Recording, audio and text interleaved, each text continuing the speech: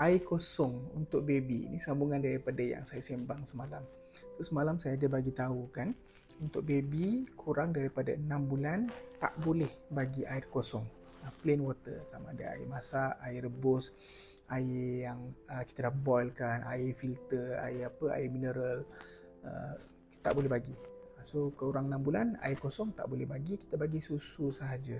Kalau kita bagi makan pun tak boleh bilaskan dengan air, bagi susu, bilaskan dengan susu.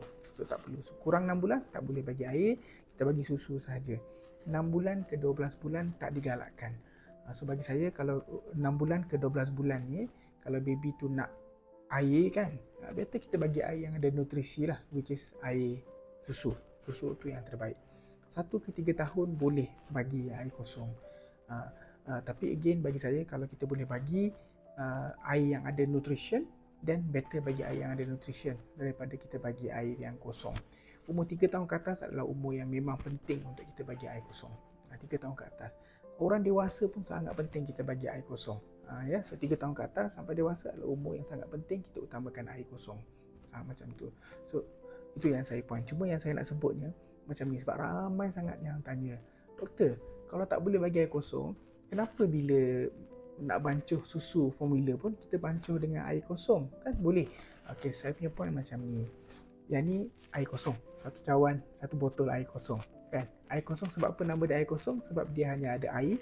Dia mungkin ada some mineral dalam dia, mungkin ada some garam-garam dalam dia kan, yang dibancuh dalam proses pembersihan air tu kan dan sebagainya. Bila kita filter, kita tak mineral, kita certain garam-garam electrolyte dalam dia. So tu air kosong.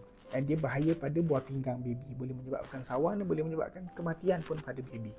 So air kosong.